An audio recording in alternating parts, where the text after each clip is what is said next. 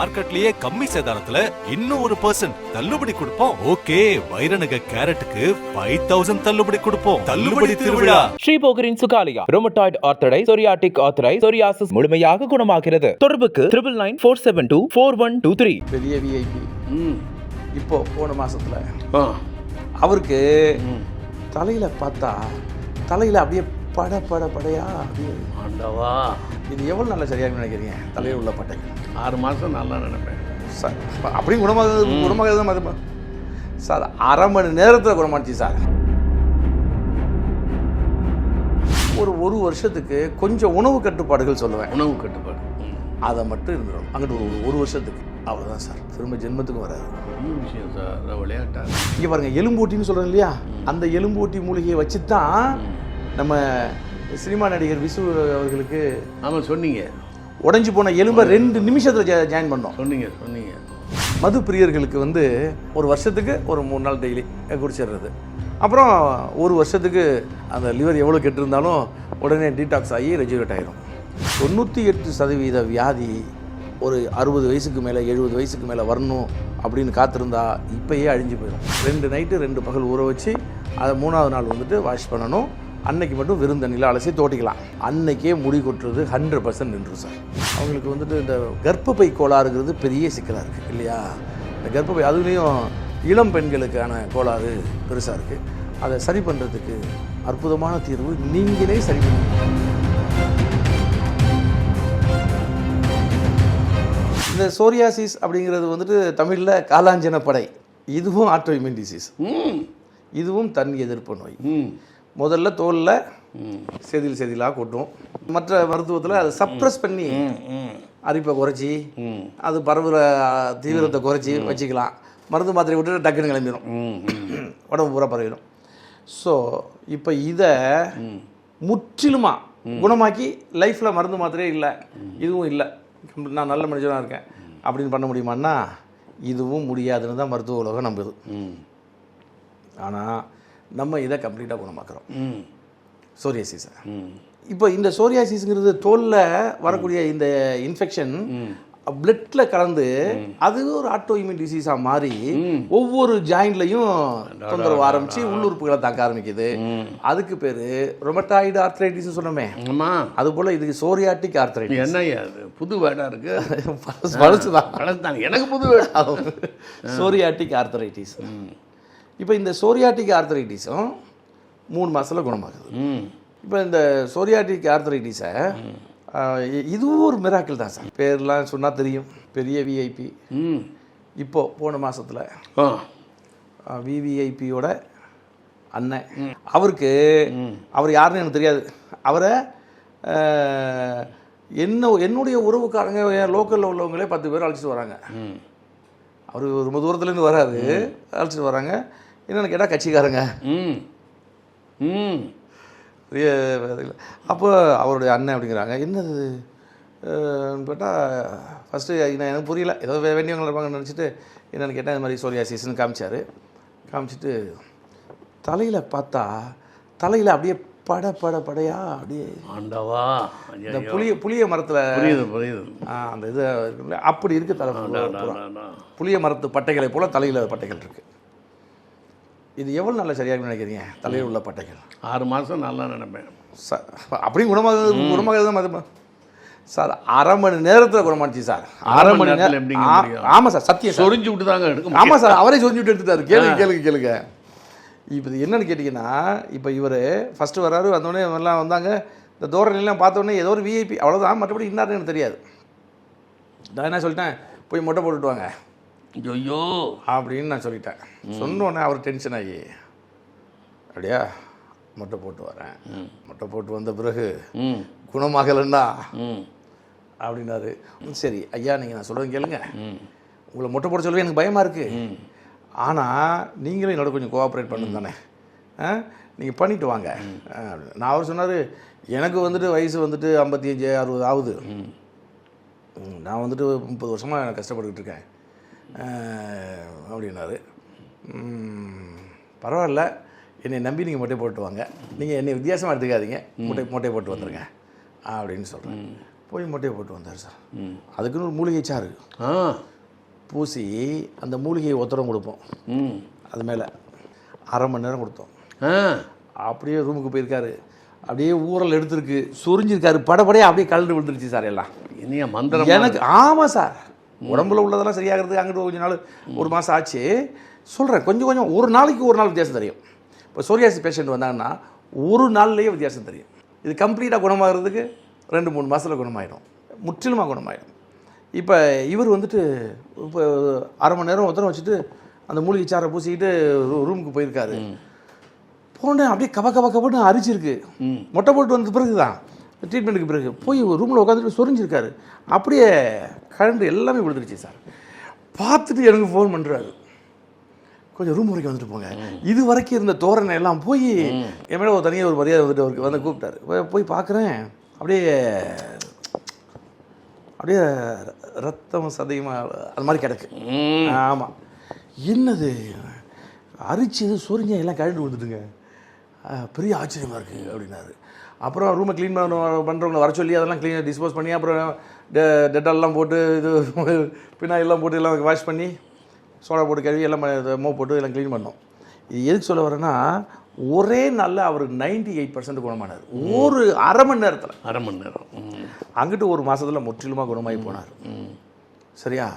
அதனால் அவர் ஒரு விவிஐபியாக இருக்கிறதுனால நான் அவரை வந்து இன்னார்னு அடையாளம் காட்டுவதற்கு தயங்குறேன். கோடு கூட கொடுக்கக்கூடாது. ஆமாம், தயங்குறேனே தவிர மற்றபடி இது 100க்கு 100 முற்றிலும் உண்மையான ஒரு விஷயம்.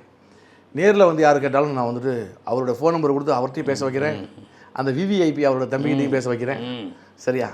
இது ஒன்று. இப்போ இந்த காலாஞ்சன படைங்கிற இந்த சோரியாசிஸை குணமாக்குறதுக்கு இதுக்கும் அந்த மூலிகை சாறு பூசி அதுக்கும் அந்த ஒத்தரம் கொடுத்து ஒவ்வொரு நாளும் வித்தியாசமாகிட்டு இருக்கு சார். ஒவ்வொரு நாளும் குணமாகிட்டு வரும்.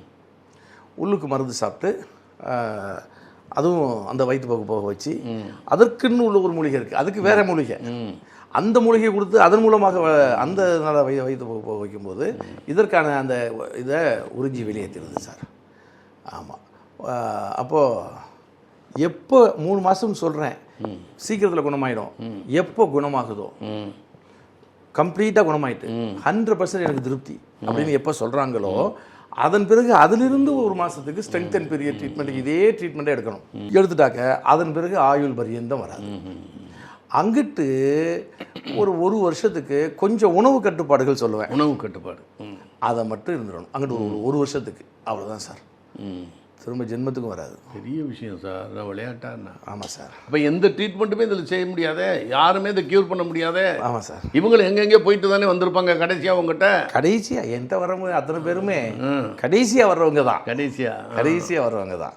இப்போ தண்டுவட கோளாறு இருக்கு இல்லையா, தண்டுவட கோளாறுமே டாக்டர்ஸ்கிட்ட போயிட்டு அவருக்கு நிறைய எக்ஸ்ரே எடுக்க சொல்லுவார், ஸ்கேன் எடுக்க சொல்லுவார், எல்லாம் ரொட்டீனாக ஒரு விஷயம் இருக்கும். பண்ணிவிட்டு கடைசியில் சர்ஜரி தான் பண்ணணும் அப்படின்னு சொல்லிடுவார். அப்போ சர்ஜரிக்கு போகும்போது அங்கே சிக்கலாயிரும். சர்ஜரி பண்ணால் என்னாகும், அதை சர்ஜரி பண்ணுற டாக்டரே சொல்வார், உத்தரவாதம் சொல்ல முடியாது, கையில் போட வேண்டியதெல்லாம் போட்டுருங்க, நான் சர்ஜரி பண்ணுறேன். சக்ஸஸ் ஆகவும் வாய்ப்பு இருக்குது, ஃபெயிலியர் ஆகவும் வாய்ப்பு இருக்குது. ஃபெயிலியர் ஆகிருந்துச்சுன்னா இடுப்புக்கு குயில உணர்வு போயிடும். சரிதானே? அந்த ரிஸ்க்கு எப்படி எடுக்கிறது?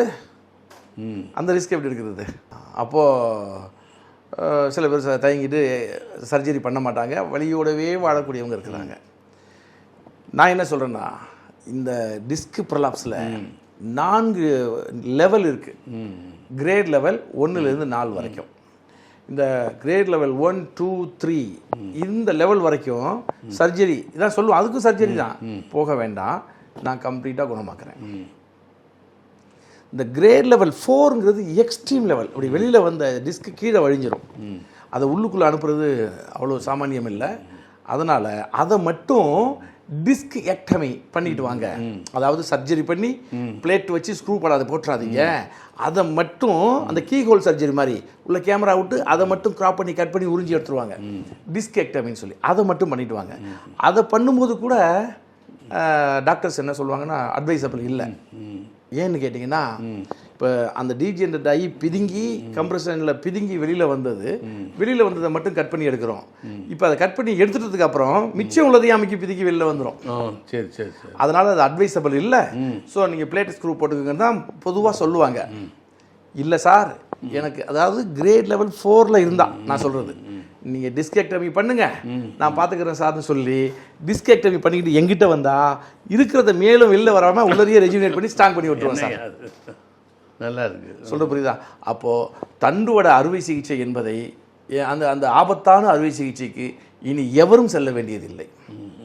புரியுதா உங்களுக்கு? அதில் கிரேட் லெவல் 4க்கு ஆங்கில மருத்துவத்தினுடைய துணையும் தேவைப்படுகிறது. அதுதான் உண்மை. அதன் துணையோடு அந்த ரிஸ்க் இல்லாமல் மைனர் ஆப்ரேஷனாக பண்ணிக்கலாம். இதில் கிரேட் லெவல் 4க்கு.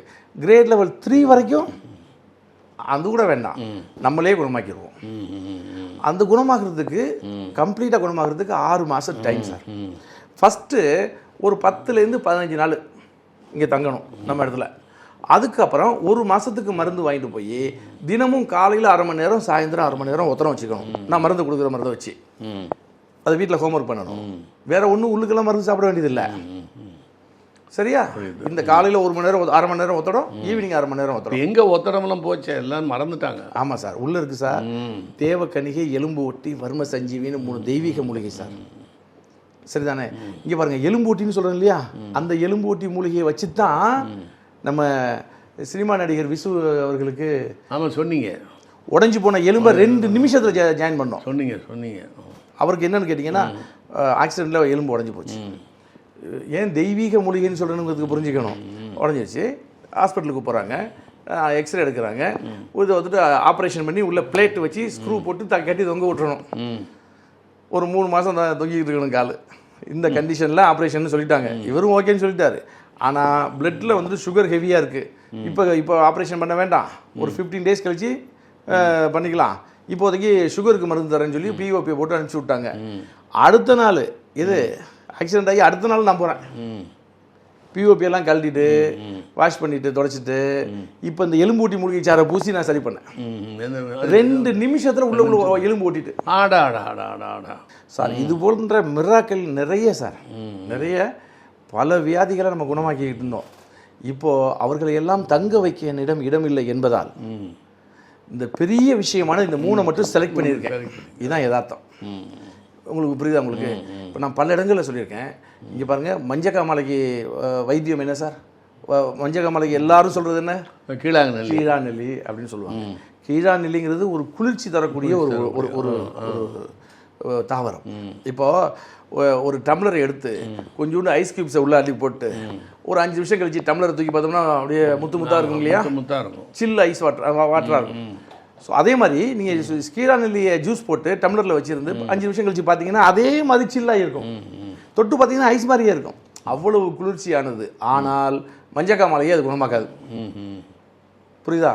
இந்த மஞ்சக்காமலையால் உண்டான அந்த வெப்பத்தை, உடல் வெப்பத்தை குறைக்கும், சப்ரஸ் பண்ணும், அவ்வளவுதான்.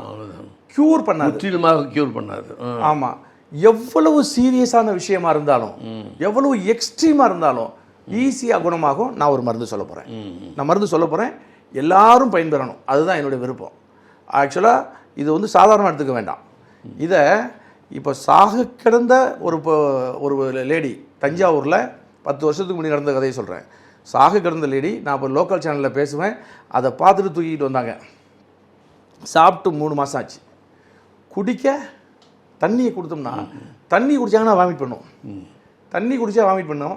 மருந்து எப்படி சார் சாப்பிட்றது? ஆனால் இந்த மருந்தை குடித்தா குடிக்கலாம். தண்ணி வாமிட் பண்ணால் கூட இது வாமிட் பண்ணாது. இப்போ நான் சொல்ல போகிறேன் அந்த ரகசியத்தை. அது 1 டோஸ் சார், ஒரு 50 மில்லி குடித்தா போதும், முற்றிலுமாக குணமாயிடுவாங்க. அடுத்த 1/2 அன் ஹவரில் பசிக்குதுன்னு கஞ்சி கேட்பாங்க, உப்பு இல்லாமல் கஞ்சி வச்சு கொடுத்துட வேண்டியது தான், அவ்வளோதான், ரெஃப்ரெஷ் ஆகிடும். முற்றிலுமாக மஞ்சக்காமலேருந்து விடுபட்டுருவாங்க. ஸோ இதுக்கு என்ன ரகசியம் அப்படின்னு சொன்னால், சோத்துக்கத்தாழை இருக்கு இல்லையா? சோத்துக்கத்தாழை, அந்த சோத்துக்கத்தாழை செடி இருக்குது. அதுக்கு கீழே நான் பல இன்டர்வியூவில் நான் சொல்லியிருக்கேன். நான் இதை ஏற்கனவே பார்க்காதவங்க யாராவது புதுசாக பார்த்தா அவர்களும் பயன்பெறட்டும் அப்படிங்கிறதுக்காக தான் நான் சொல்கிறேன். இது உங்களுக்கு பயன்படும், இல்லைன்னா உங்களுக்கு வேண்டியவங்களுக்கு கண்டிப்பாக பயன்படும். சரியா? அல்லது எனக்கு வந்துட்டு இதுவே இல்லை, மஞ்சக்காமலையே இல்லையேங்க, நான் குடிக்கலாமா? நான் குடிக்கலாம். ஒரு 3 நாள் தொடர்ந்து குடிக்கலாம். மஞ்சக்காமாலை உள்ளவருக்கும் ஒரு நாள் கொடுத்தா சரியாயிடும். ஆனால் அடுத்து ஒரு 2 நாள் சேர்த்து கொடுக்கணும், 3 நாள் அது சப்ஸ்டியூட்டாக கொடுக்க சொல்லுவோம். 3 நாளில் கம்ப்ளீட் ஆகணுமாயிரும். நீங்களும் அந்த 3 நாள் வந்துட்டு குடிக்கிறது நல்லது. சரி, மஞ்சக்காமாலை இல்லை, அந்த இல்லை லிவர் மஞ்சக்காமாலையினால லிவரு, அப்புறம் தண்ணி அடித்ததுனால லிவர் அதான் சொல்ல வந்தேன். மது பிரியர்களுக்கு வந்து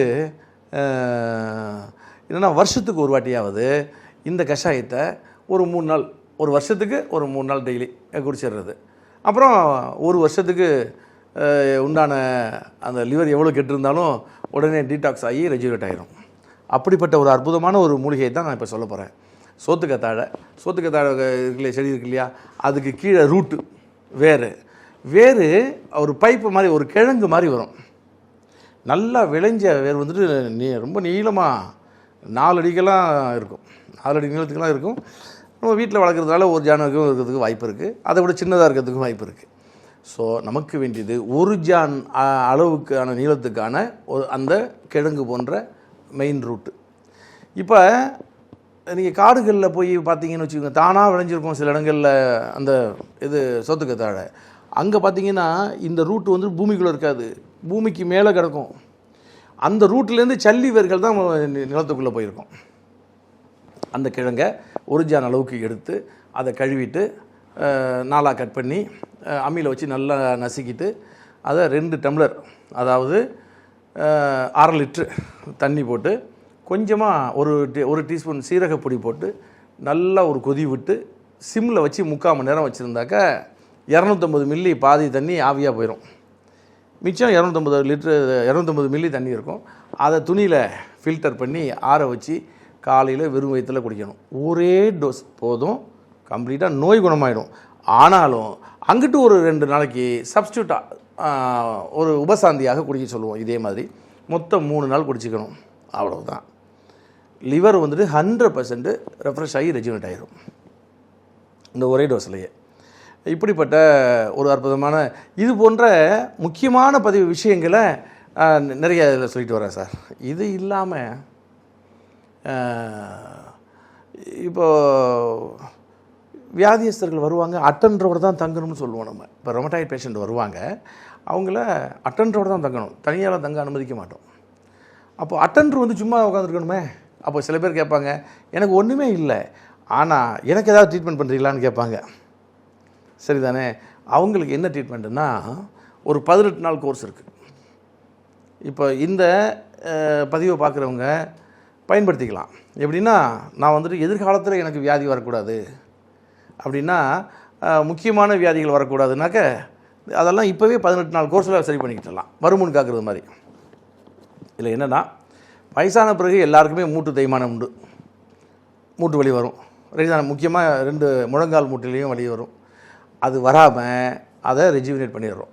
அந்த மூட்டை மட்டும் இல்லை, 2 முழங்கால் மூட்டு, மற்ற அத்தனை மூட்டுகள், தண்டுவடம், இடுப்பு, கழுத்து, தண்டுவடம், இடுப்பு.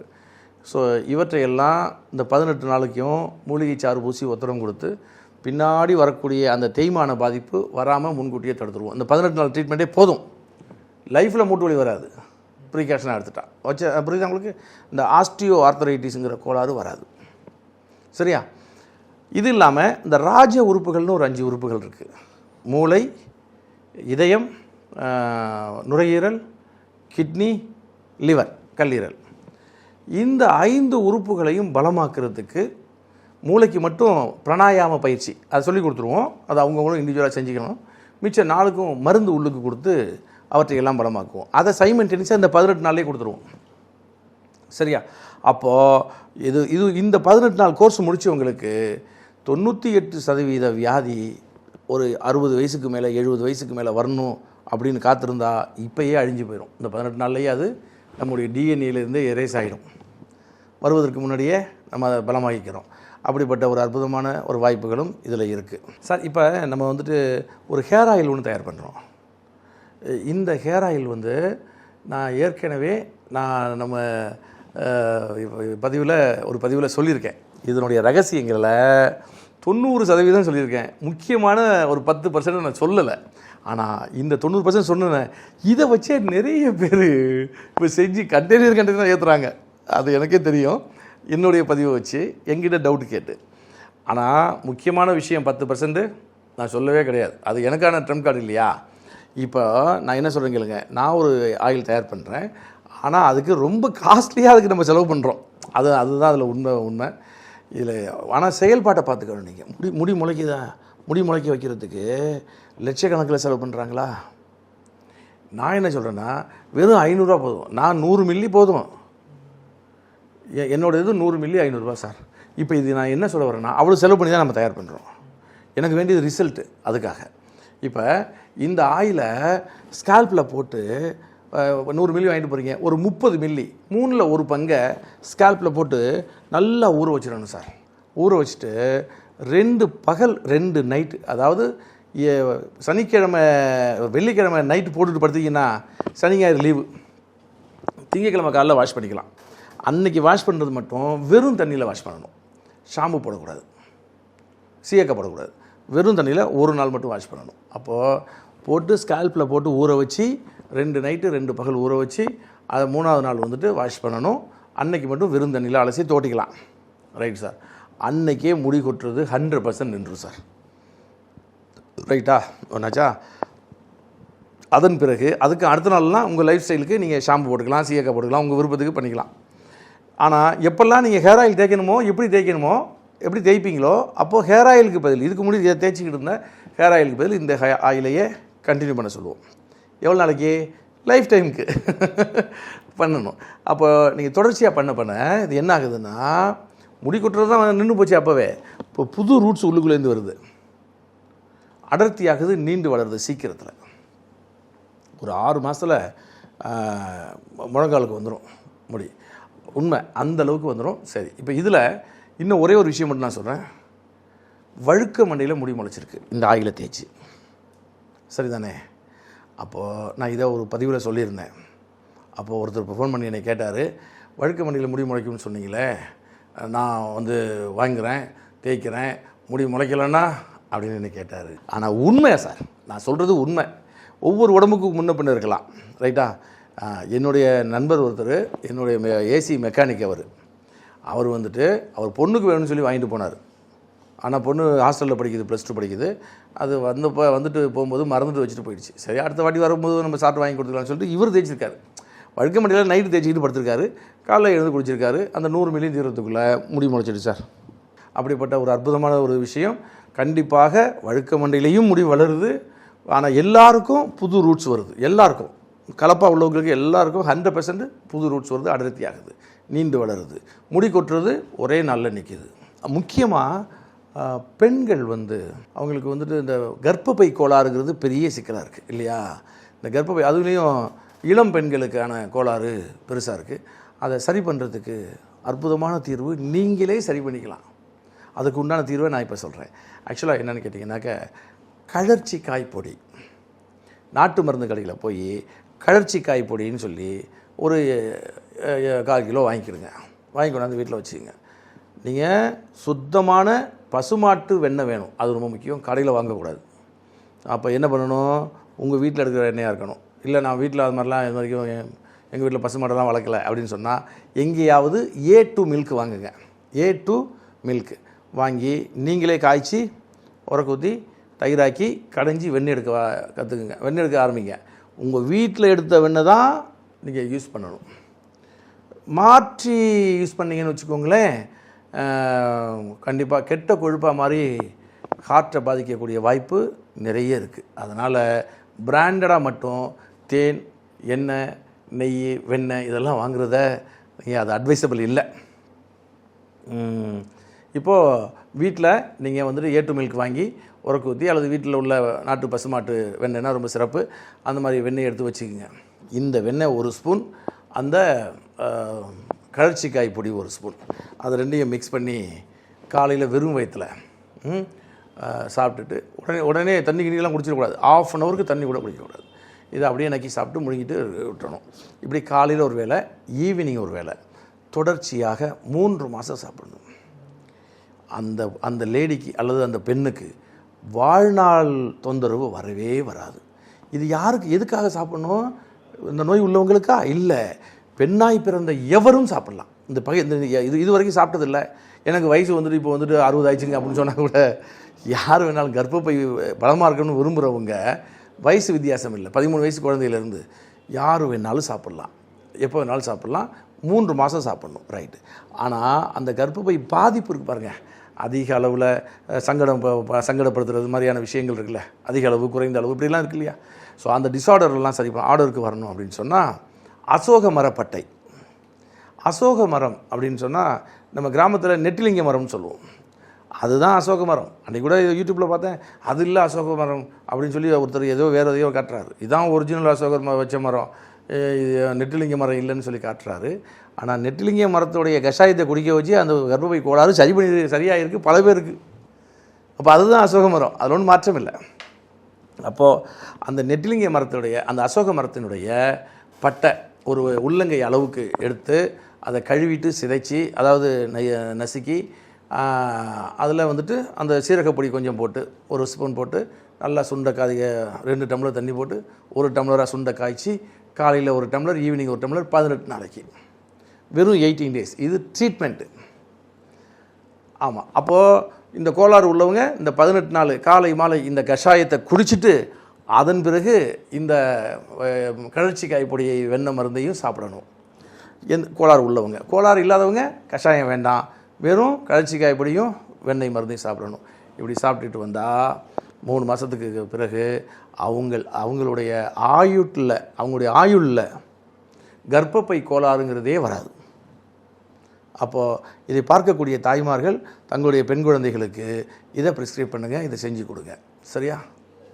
நன்றி சார். நக்கீரனின் ஓம் சரவணபவ நேயர்களுக்கு வணக்கம். இதுவரை வர்மக்கலை ஆசான் சுவாமிநாதன் அவர்களுடைய பேச்சு கேட்டீர்கள். அவர் மிகப்பெரிய அளவிலே வருகின்ற நோயாளிகளை குணமாக்கி கொண்டிருக்கிறார். அதிசயத்தக்க விதயமாக இருக்கிறது. என்னாலே நம்ப முடியவில்லை. அதுக்காகவே நான் நேரில் எங்கள் ஊருக்கு போகும்போது, எங்கள் ஊர் பக்கத்தில் தான் அவர், போய் பார்த்தேன். எல்லா நோயாளிகளையும் நானே நேரில் கண்டு விசாரித்தேன். ரொம்ப ஆச்சரியமாக இருக்கிறது. இப்படிப்பட்ட ஒரு அற்புத கலை. இவரை பாராட்டுவதில்லை, நம் தமிழர்களை பாராட்ட வேண்டும், நம்முடைய முன்னோர்கள் ஆசான்களை பாராட்ட வேண்டும், போகர் போன்ற மிகப்பெரிய சித்தர்களை பாராட்ட வேண்டும். அவரிடமிருந்து கிடைத்தது இவருக்கு அந்த ஓலைச்சுவடிகளும் பரம்பரையாக கிடைத்த அவருடைய மிகப்பெரிய கிஃப்ட் அவருக்கு. அவர் அதை நமக்கெல்லாம் செய்கிறார். இதை வெளி உலகத்துக்கு எல்லாருக்கும் தெரிய மாதிரி தான் நக்கீரனின் ஓம் சரவணபவம் மூலமாக என்னால் தெரியப்படுத்த முடிகிறது. அதை தெரியப்படுத்துகிற பாக்கியம் எனக்கு கிடைத்தது என்பதை கண்டு நாங்கள் பெருமை அடைகிறோம். இதுவரை கேட்ட உங்கள் அனைவருக்கும் நன்றி. இன்னும் நிறைய வீடியோக்கள் இவர் மூலம் நாங்கள் வெளியிட ஆவலாக உள்ளோம். நன்றி, வணக்கம்.